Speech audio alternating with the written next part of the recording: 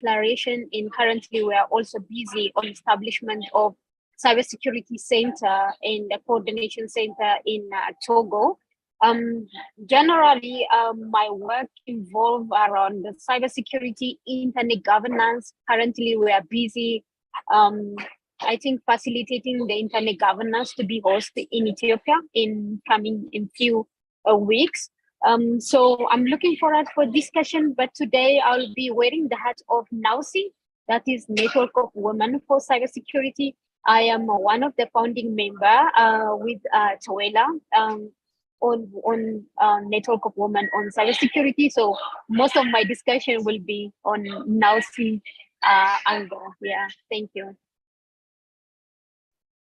Thanks for that, Soreen. And I think I'll just kick it off with you to kind of unpack what it's like, what the situational analysis is like for women within the data protection space and within cybersecurity. And just based off some of the statistics that we get, based on some of the reports that have been done. So for instance, we have the UN Women Report just recently, which was focusing on the issues of women involved in politics, where you find that they're more susceptible as compared to the men, you know, when it comes to issues of online harassment or threats, or just body shaming. And so you find that they're more likely to be going through those kinds of instances and those kinds of threats compared to their male counterparts. And then you also notice that you find that more women are very concerned and very hesitant to be online just because of the kind of issues that they're facing, or even just questioning their safety being online. And so I would like you to maybe just unpack from the work that you've engaged in, what are some of the circumstances that are being raised as relates to just women being online and them being protected, and also just the concerns around their data. Okay, thank you. I think I want us to create a context around it.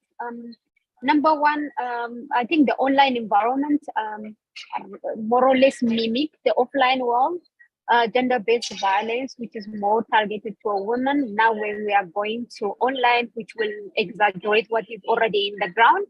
So is it, yes, women seem to be almost on the receiving end when it comes to online harassment, trolling, hate speech, also now the growing number of revenge porn.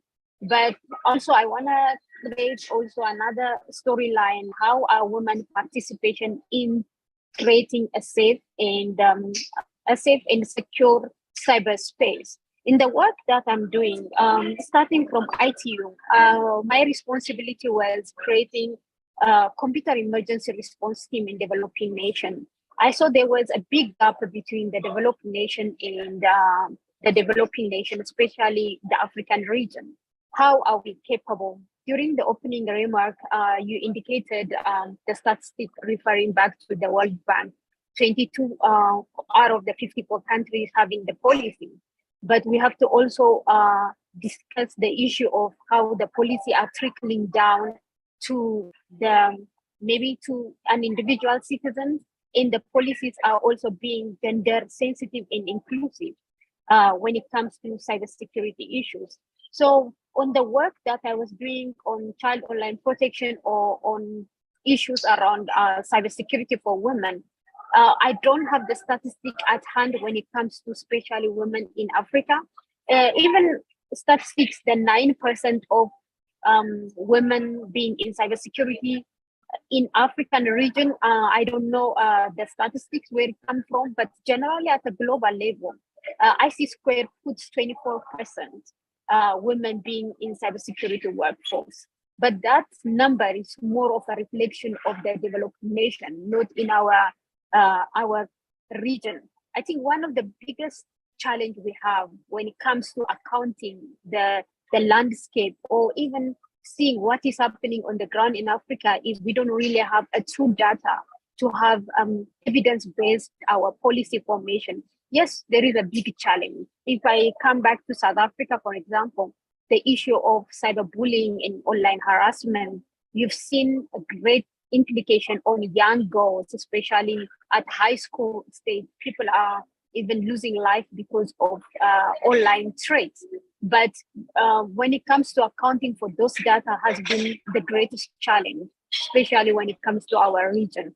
So more or less what I'm saying is, yes, there is a big challenge when it comes to women being a threat when it comes to online cyberspace, but we don't really have the data for it.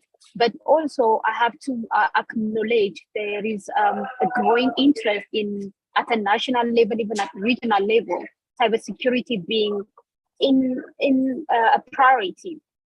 For example, during Lomé Declaration, one of the declaration where the member state came up is the formation of NAUCI, that is Network of Women for Cybersecurity, because of recognizing how do we involve more women in cybersecurity space, how women also be responsible in creating the safe and secure in becoming even a good digital citizen. That is also one of, I think, steps that we can recognize that our region is taking effort, which is including also the Malabo Declaration and some of the initiatives coming up in every corner of Africa. Thank you. Yeah, I think just to pick up from where you've left off in terms of just putting together that database and being able to aggregate that information, one of the things that we have done at the Lawyers Hub was trying to do a digital safety training where we were trying to reach the grassroots people and the level. And we noticed that as much as there are very many people who are willing, and especially women, because this particular training was just focused on women and young girls, and there are very many who are interested in understanding their digital rights and understanding how to be safe online, but it's not something that you would automatically think to do or know where exactly the pressing need is. And so maybe as we are looking at the recommendations and some of the proposals or considerations, we can come back to that. But I think I'd also just like to touch on what you're saying in terms of the challenges and try to link that to the work that you're trying to do under the umbrella of the Network of African Women in Cybersecurity. Maybe you could highlight the work, or rather what was the objective of coming together in this sense and putting together this particular network, and what is the mandate that you seek to action in this regard? Okay, thank you. I think for NAUCI, when we start forming NAUCI last year, we needed one umbrella for African women who have interest in cybersecurity. Cybersecurity being a multi-dimensional space. It's not only for technical or for the lawyers and the policy makers. There are also capacity building, also women being, even in Africa, 50% of the population. They're the major stakeholder in digital transformation. But we needed, how can we come together under the same umbrella and start, number one, building the capacity, also women also playing a role in shaping those policies in the law that our nation trying to force. So one of our main objectives is empowering African women to lead gender neutral cybersecurity development. That means the development is led with different organizations that offer training to women and girls, and forming working groups for women across the continent to contribute on cybersecurity development. If we are wanting policy that is gender inclusive or gender sensitive, we women in the continent, we need to be part of the process of building those policies. So the network, what is trying to do is having different expertise. The Lawyer Hub is doing excellent work in stake talking of maybe the legal frameworks. So why can't we liaise with lawyer hubs? And there are so many agencies across the continent that are doing marvelous job in, number one, bridging the digital gap in cybersecurity ecosystem, and number two, also maybe building capacity in cybersecurity space. So as long as the stakeholders are interested in facilitating or maybe advancing women involvement in cybersecurity, the network will be welcoming. Number three will be setting up a network of mentors and mentees. Me coming also myself from computer science background, computer science is quite huge and wide. I later exposed myself in cybersecurity space when I start doing my master's, but undergrad, I was just a computer science graduate. So sometimes you don't even know where you are going. And most people are interested in cybersecurity space, but there is a huge misconception of what cybersecurity is. People are hiding behind a hacker, or there is an illusion of what cybersecurity role player should be. So if we can have mentors and mentors matching up under the networks, that means we will make easy process for the upcoming young women who would like to play roles. So more or less is assembling all women under the umbrella for coordination, harmonization, and creating synergy. In Africa, we have so many cybersecurity initiatives. We are duplicating so many efforts. If we can come together as under one maybe network, we should be able to at least resource mobilize effectively. We can also be effective when we trying to push a voice. So the whole mandate and the whole objective of the network is let's come together. Everybody has their own niche. So why can't we hand together and push the agenda of women in cybersecurity? I think ecosystem. That is in short what we're trying to do now. See, thank you. Yeah, maybe to just jump to Dr. Tawela, I think Sorin has raised something interesting about how she got herself into the cybersecurity space. Dr. Tawela, I'm very keen to hear how you landed yourself in this, this space before we just get into the policy aspect of it. Okay, it's a very good question. And I think our journeys are all different. And I think they tell different things in terms of perhaps how one finds their way through the various spaces. So I started as an electrical engineer. So I'm a trained electrical engineer in telecommunications and networking. And therefore, because of that interest in networking, I found myself working a lot on connecting and implementing local area networks, wide area networks in my home country of Malawi. At that time, we basically had to understand how to program your routers and all that, and there was some security considerations even at that time, but these were not things that we really understood. We just kind of knew some of the settings, default settings, and how to do those, and how that would establish a firewall or secure the networks, because a lot of what we were doing was for banks and for academic institutions. So I think from there, I found my way into the development space, and that's also a very interesting story of how I came into that. But it was really looking at issues of ICT in education. And from there, I think the whole conversation around internet governance, around the fact that perhaps Africa was lagging in terms of being able to participate effectively in the various global spaces, and how one could then look at how do you capacitate the continent in terms of being able to engage effectively in the various spaces. So that's what led us to the Internet Governance Program. That's what led us to the Africa School on Internet Governance.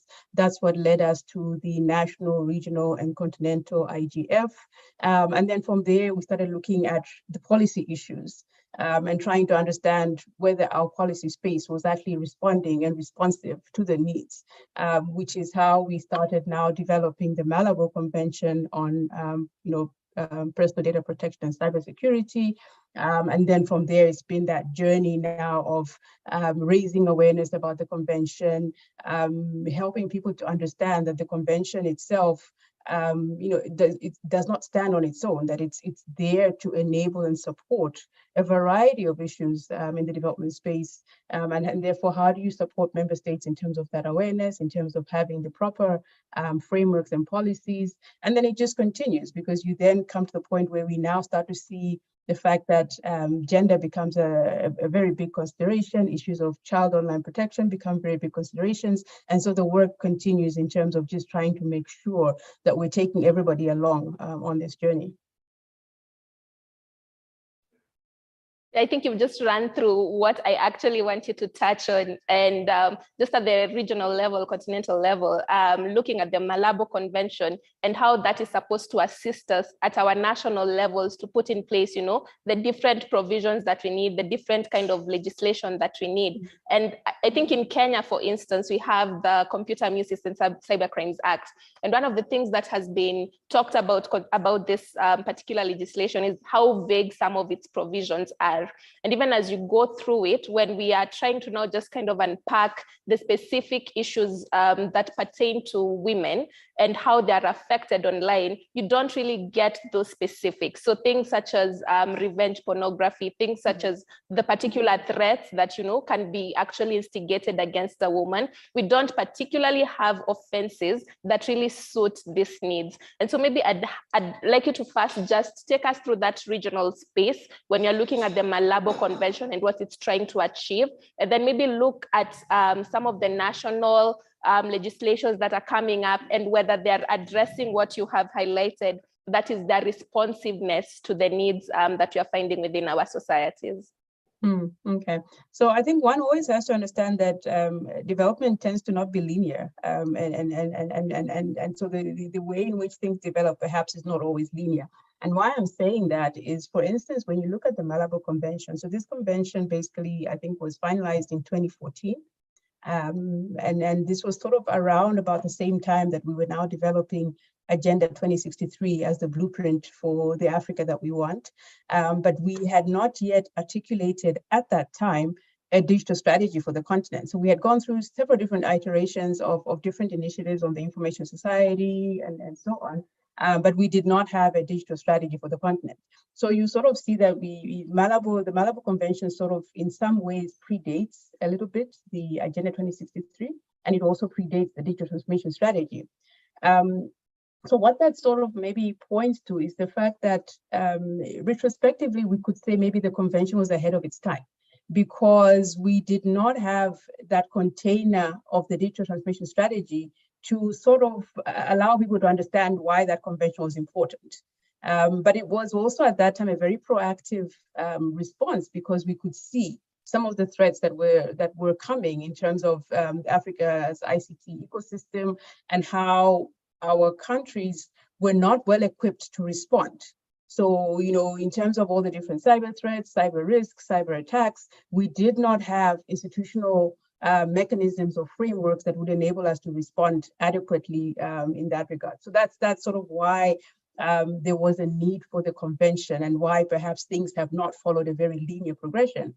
So you see that where we are now with the digital transformation strategy, we are sort of working our way backwards in terms of looking at the different things that the convention calls for. So the data policy frameworks, issues around digital identity, issues around all the different strategies that are needed, but that are also then supported by the Malabo Convention in terms of realizing a digital Africa.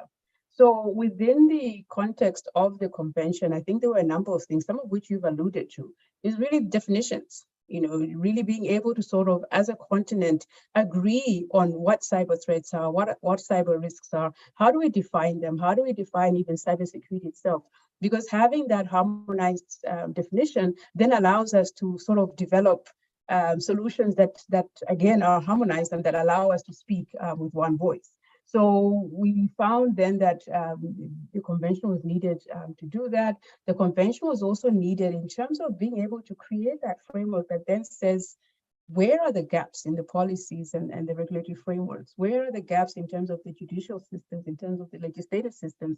And being able to sort of have that way of sort of saying, this is what a country needs to have in place in order to assure itself, its citizens, and its neighbors and the world at large that its cyberspace is secure. The problem with cyberspace, of course, is the fact that technically there really are no boundaries. And that becomes the biggest problem, because if you're in this ecosystem and in this network, your security and your level of implementation of all these different frameworks impacts on everybody else. And therefore, I think it becomes very important to make sure that we are all able to attain a certain measure of cybersecurity that gives us confidence in terms of our interactions in the digital space, but that also gives those who are interacting with us also the confidence to be sure that if they are transacting online in our countries, that there are no issues of how secure those transactions are. If I'm a citizen, I'm assured that my data is protected, that there are policies in place that are protecting me. If I'm a child online, I have recourse and I have protections as well. So it becomes a very, as Serene said, a very multidimensional issue, but one that, more and more when we look at the way the world is going, it becomes even more important and more urgent because probably 70 to 90% of everything that we do is in some ways either online or through some kind of connected device or through some kind of e-service and so on. We tend to sometimes perhaps forget that because we have become so accustomed and so used to using all these different devices and services that we forget. And that also then becomes the reason why cyber threats are a problem, because if you look at the so-called digital natives, they don't understand the fact that there is such a thing as an offline and an online world. They just know that in their world, they interact seamlessly, perhaps, offline and online. And yet when they're online, the interactions are different. The levels of security needed perhaps are different than when they are in the physical space. And that perhaps trickles down, across the different layers of society, across the different understandings in terms of perhaps digital literacy across, our citizens, and just really helping people to understand how to make sure that when they are in the online space, they are just as safe and secure as when they are offline. Yeah, that has just reminded me that WhatsApp is down. I don't know if that's happening where you guys are, but when that happened, I think I disabled the app. So now trying to get back, I decided to go to Twitter and find out whether, it's just me or it's the rest of, the rest of us. And, that just still goes back to what you're talking about. We are so used to being online that sometimes it's only when such things happen that you realize, wait, I'm no longer connected. And maybe I just want to pose a question on then at the national level, do we think our governments are doing enough in terms of just making sure that the policies we are putting together are actually beneficial or responsive to these issues that keep emerging, especially considering how transformative the digital space and the emerging tech is? And I'll give an example. There has been a lot of talk around being able to report instances of online gender-based violence. And so a good scenario would be where in Kenya, for instance, you could go to a local police station and say report someone is, harassing you online. And one of the things that have actually come up is you're asked, has that person touched you? Or have you suffered any physical harm? And they dismiss you and tell you that, nothing has happened to you, you go home. And so that already kind of interferes, with that right or that freedom of being able to actually take action in that sense. And so I'll maybe pose a question to you in, just working around policy and all that you have done, engaging with the different jurisdictions. Do you think our national policies are actually effective and responsive? And maybe after I could tag on Serene, maybe just from her experience within, South Africa, whether you have found them effective. Okay, so that's a very interesting question, and I'm always very wary of the doom and gloom scenario that we always paint about the continent. So I'm going to start by saying, let's acknowledge that we have 55 countries, and getting 55 countries to do anything is in itself a challenge. So we have to give credit, I think, to the fact that we are progressing. It may not be at the speed that we need to be progressing. It may not be all the 55 countries progressing, but definitely one can identify specific bright spots in terms of where progress is happening, where perhaps they are sort of benchmarking for the rest of the continent, and really also perhaps peer modeling for the rest of the member states. But having said that, and looking perhaps at the very specific case of the Malabo Convention, we did an assessment, I think 3 years ago, just trying to understand the slow rate of ratification of the convention. And we sort of approached that by trying to sort of say, these are the requirements of the convention. This is what the convention is asking member states to do. And we wanted to assess how far were member states from meeting those requirements. So what did they have in place that was already meeting the needs of the convention, and what did they need to do in order to meet the other requirements? And we felt that that was a way of sort of saying, acknowledging what's good, but then also being able to sort of say, but this is also where we may need to improve. And what we found was that a lot of countries prioritized, the introduction of laws and regulations in data protection, cybercrime, electronic transactions. But we also found that a lot of these were outdated. And you know that this space moves very quickly. So the problem was always the perennial issue of, we have nice policies, but they're sitting on a shelf somewhere and they're not being implemented. At the same time, you also found that at the level of institutional mechanisms, so whether it's the data protection authorities, whether it's the cyber emergency response teams, that there was perhaps a lack of implementation in that area. And one could attribute that to a number of things. Partly, I think different countries have different frameworks in terms of how they establish such institutions, but it also sometimes can be a capacity issue in terms of, do the countries actually have the requisite capacity to put in place those different institutions?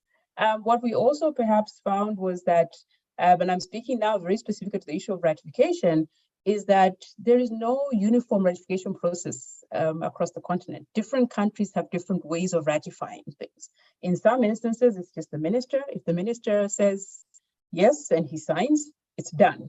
In other countries, there's a prolonged process of consultation and dialogue and parliamentary processes and so on. So you sort of also have to understand the diversity of our countries and how that diversity perhaps can impact and influence the rate at which things get done. Sorin, do you have anything to chip in? Yeah, I think Toela, I can listen to her for hours. She knows how to put things into perspective. But I just want to go back to the example that you gave about the police station. I experienced this not personally, but I was there at the police station. Somebody was opening case on online harassment issues. I think that's why I always go back to, how do we see cybersecurity? The policy makers think of cybersecurity as a policy issue. So they are so obsessed having the most beautiful policy. But if the policy cannot be implemented and enforced, the policy is just a policy. So until we start recognizing cybersecurity is a multidimensional and we cannot work in silos, but in harmony from institutional capacity, meaning the police station need to be capacitated with the policy for them to enforce.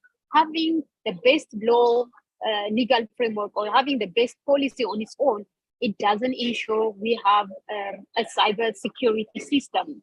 So when we go back to also like assessments, mostly like the ITU Global Cybersecurity Index, there are so many assessments every year that comes across. But those assessments always go back to the checklist. Oh, Kenya has this kind of law, tick box. Those tick boxes are counted. You are number 10 in African continent. But does that tell us any other story other than having those checklists? So I think until we start recognizing cybersecurity, we cannot work in silo. We have to look at it from end-to-end solution. I want to go back to the point that you were raising. For example, the cybersecurity laws in Kenya. You felt like it doesn't address the issue of women's like revenge porn, all those things, because women weren't part of during the consultative process of those legal or the policy formation. Until the people who are the stakeholders, that means the people who are affected or affecting the policy being part of the process, we start experiencing the same thing over and over. And for me, the only comment I would say is, if we wanted to create an inclusive or cyberspace, which is we all belong, women being 50% of the African population, we need to be on the table forming those policy and legal framework. That's the only way the policy will reflect us. If we are outside, the policy will always be the same, and we will be always addressing the gap that we are identifying. But as Joella said, in the continent there is a huge progress, and now COVID coming and going, or still being here, forcing us to be in digital transformation, or digital transformation being back to in the agenda in the continent. But we have to push the agenda of cybersecurity. It shouldn't be a tick box, but it should be the backbone of digital transformation if we truly wanted to go forward as a whole. Thank you. Yeah, Sorin, I want to piggyback sort of what you've just talked, because I feel like you have touched on the gender digital divide. Sorry for my pronunciation, but I'd probably want you to unpack that a bit more, and what its role is, within the cybersecurity and data protection, space. And this against what you're really highlighting about there being challenges, yes, but there also are good practices and progress that we are finding within, our different circumstances. So maybe if you could both kind of unpack the role that gender divide has had, and then some of the good practices that we are finding, and not just, so that we don't just end up looking at, what is the bad and what is not working. We could also just share some of the things that are actually working.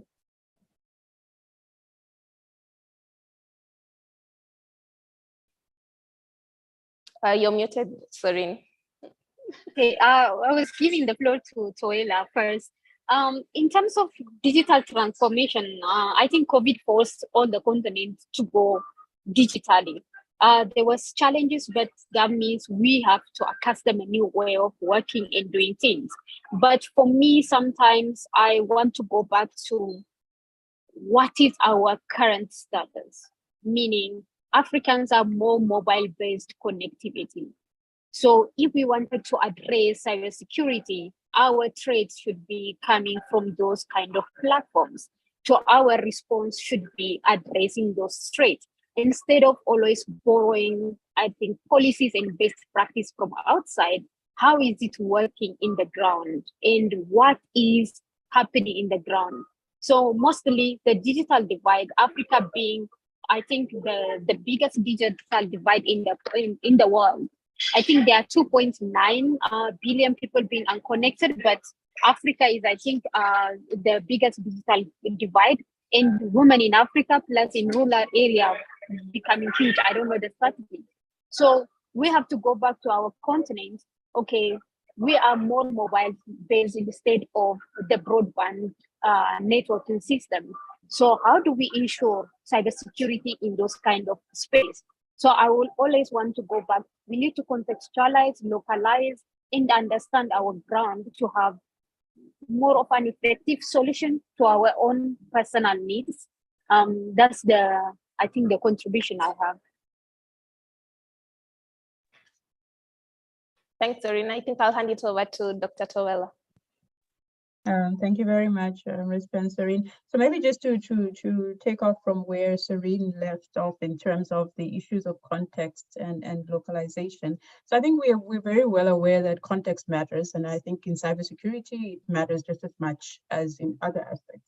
And one of the things that we find perhaps is that we talk about good practice, we talk about good policies, good regulations, good implementation, but we have to always be mindful of our context, because what is good in working in other contexts, whether we're looking at Europe, America, Asia, may not necessarily be good for us, or may not necessarily work for us. So I think the challenge for us is to continuously interrogate, but also continuously understand our context and develop solutions that work for us, within the various contexts that we have. We always talk about the fact that, there's a diversity across the continent, and that diversity, even in terms of languages, in terms of legal systems, in terms of culture, and so on. And that sometimes that diversity can pose a challenge, but it can also be leveraged and pose an opportunity for us. So I think we have to always be mindful of the narrative that we have around our context. You alluded, Rispa, I think at the very beginning about the demographics of the continent and the fact that we have a very youthful continent, which again is both a challenge and an opportunity, because clearly it's an opportunity to ride on that energy of the young people and the way in which they have appropriated the digital ecosystem. But then it also presents a challenge in the sense that if we don't manage that very carefully, it becomes a problem. So I think we will always have to have this tension between understanding our context and being able to develop solutions that speak to us and that work to us. The other thing that you alluded to, which I think is very important, is this issue of statistics and evidence. Currently, perhaps a lot of the statistics, a lot of the evidence is not collected by us, is not kept by us, is not unpacked or analyzed by us. It comes from elsewhere.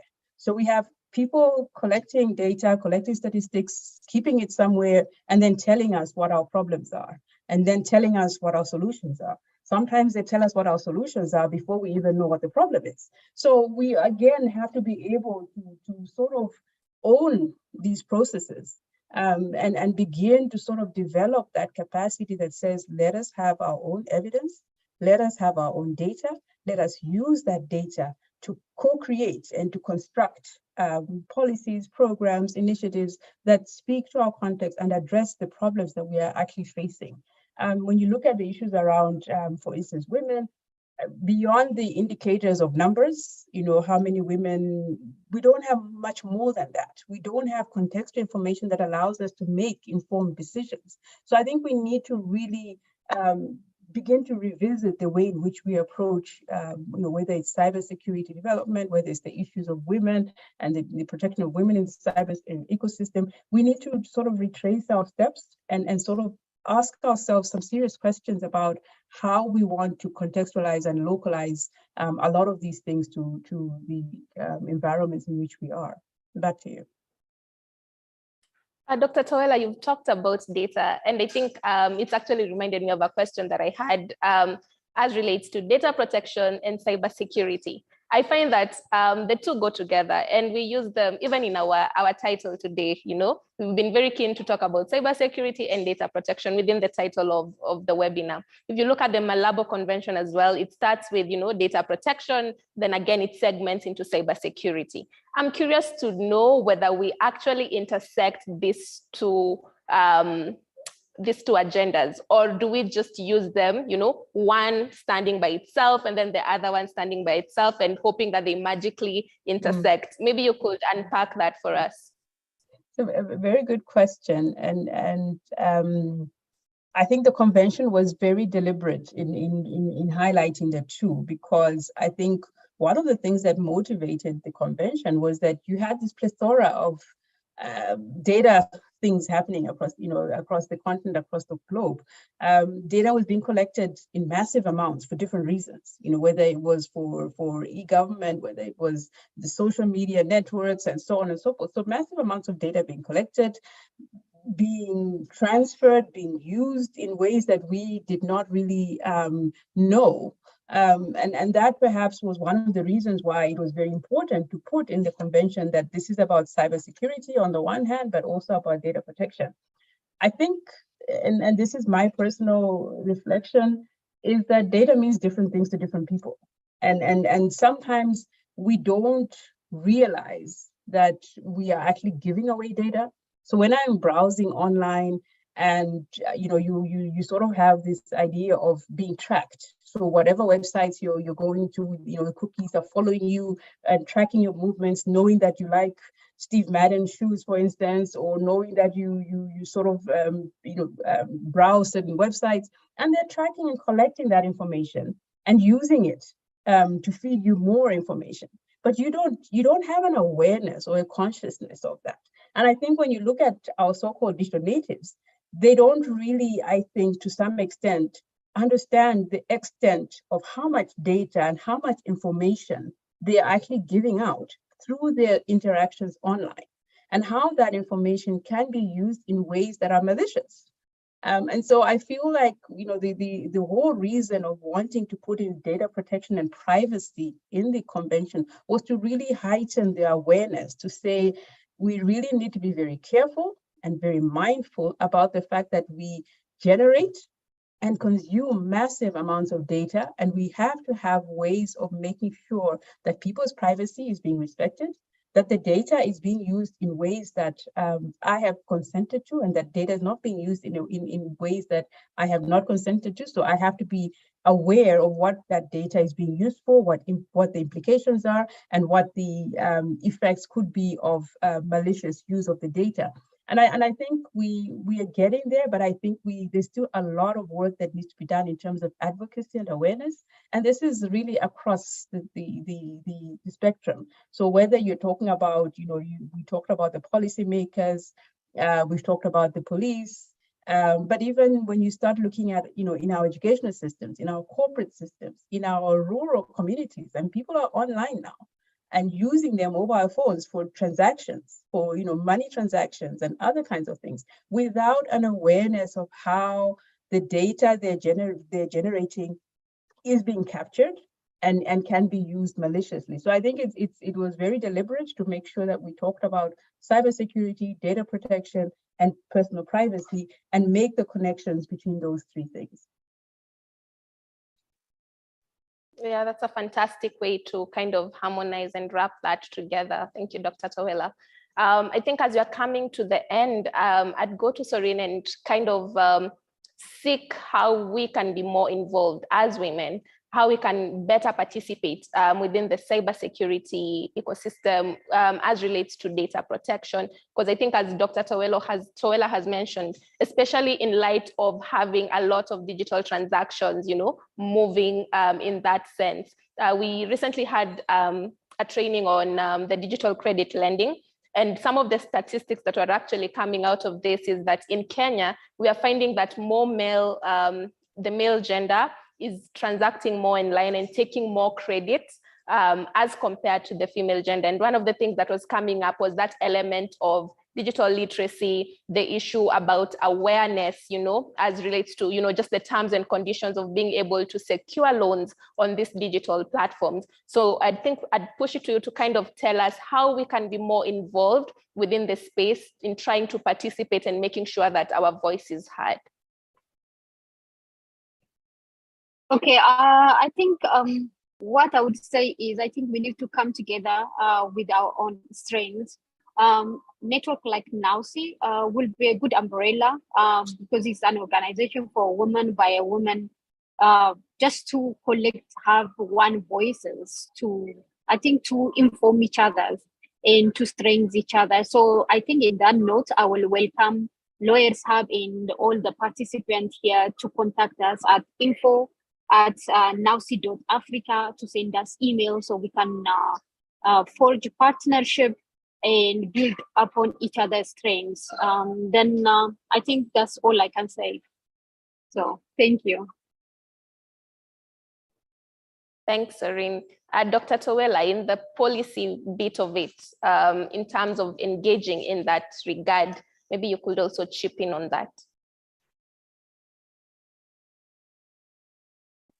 Thank you very much, Rispa. So I think, as Soreen has said, NAUSI is open for participation, and we very much welcome expressions of interest and people that would express their interest to join and work with us. I see somebody in the Q&A was also asking about how they can get involved with the Malabo Convention. I think your first point of departure is, number one, go and check. What is the status in your country in terms of the ratification of the convention, and what is the level of awareness, and how can you then perhaps you sort of start to address that? The African Union has on its website, if you go, and if I find the link, I will post it in the chat. But if you go on the African Union website and you search for their treaties and conventions, you will find the Malabo Convention listed there, and you can actually see the status in terms of who has ratified, who has signed, and so on. So it's an interesting exercise to sort of see where your country stands and to start interrogating the issues around why your country may have signed but not ratified, or if they have ratified, to understand what exactly are they then doing about it. The other thing I think is also to note that there are a number of things that are happening at the level of the African Union in terms of developing different policy frameworks. And I think one should always have the curiosity to engage your parliamentarians, engage your policymakers, to also understand Are they participating? Are they aware of the different policy frameworks that are being developed? And what is your country's stance or position or contribution to those processes? And then lastly, I think it's always, in whether it's in cybersecurity or generally when we talk about development, I think it comes back to us. So to me, the individual, in my context, in my community, in my country, in my region, what am I doing? And what can I do? And I think the challenge will always come back to how we are able to connect and to come together to sort of, tackle some of the challenges that we are facing. That's here.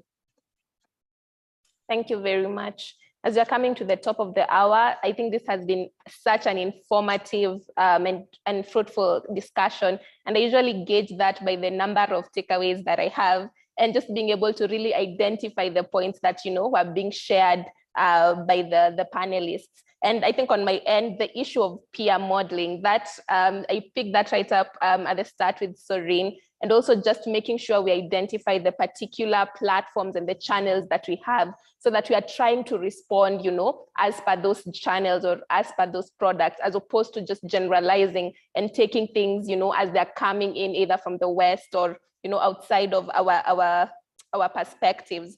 And then Dr. Towela really highlighted the issue of being mindful of our context, and also how we can intersect the issues relating to data, privacy, and security. So I think out of those, and maybe to sum it up, is knowing where you stand and then picking it up from there.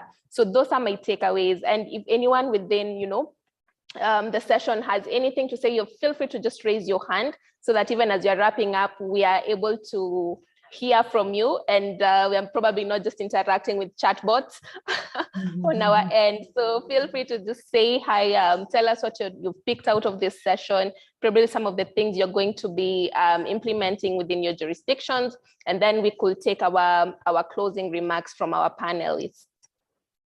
Is there anyone who's willing to say anything?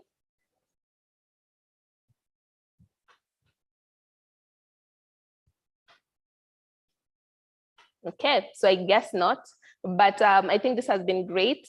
We have been live streaming on YouTube and Twitter. And so if you want to go and have a look and, just re-listen to the discussions that we've had, feel free to do so on our different platforms. So the Lawyers Hub is www.lawyershub.org. I think Alt Advisory can also put in their website details on the platform. Dr. Towela and Soreen have also, just highlighted as relates to NEPAD and also as relates to the network. We can all just put in those websites on the chat section, so that you can all be able to engage on those platforms. And then I will allow our panelists to just give us their closing remarks as we wrap up. We could kick it off with Soreen once you're done on the chat section, and then we'll hand it over to Dr. Towela.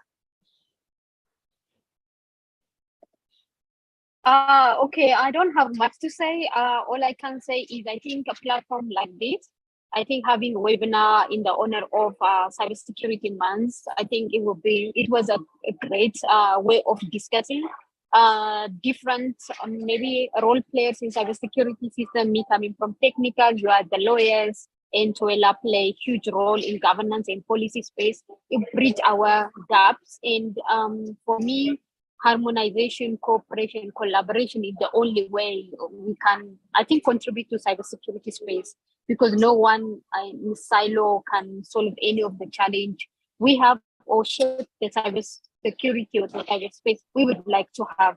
So I think more collaboration between each other is the way forward. Thank you so much for everybody who came today to be part of this panel discussion. Thank you.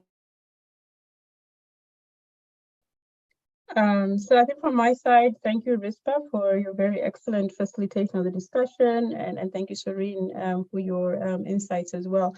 I think in closing, for me, it's really about the voices and our voice. The fact that as women, we have a space and we have a role to play, and we need to claim that space because no one is going to give you the space. So you need to claim the space, but you need to then, as you're claiming the space, understand what your voice is. What is it that you're claiming the space for? So in the context of cybersecurity, it becomes very important then for us to understand the issues, and then to understand how we then can move from that understanding to advocacy, to raising awareness, to agitating with our policymakers, to participating in various discussions and forums. One of the things that I didn't mention, Rispa, when you were asking about my journey, I participated in a lot of meetings and a lot of forums, all these fellowships that come out. The IGF has fellowships, ICANN has fellowships, ISOC has fellowships, and there's so many, ITU, etc. So my encouragement, I think, is to apply and really try to maximize those opportunities that get you into the spaces where the conversations are happening, because that is the only way that you will be able to develop and expand your understanding of the issues, and then use that to go back into your space and see how you will make a difference in where you are. So I think for me, it is really about the voice. So we need to find our voice and we need to claim our space. Thank you very much. Thank you, Dr. Tawela, and thank you, Soreen. Thank you, Alt Advisory. Thank you, Lawyers Hub. Thank you, NEPAD. This was a very, very informative, and kindly let's keep in touch. Let's continue with these discussions. Let's explore all the opportunities. And I think with that, I will allow you to leave.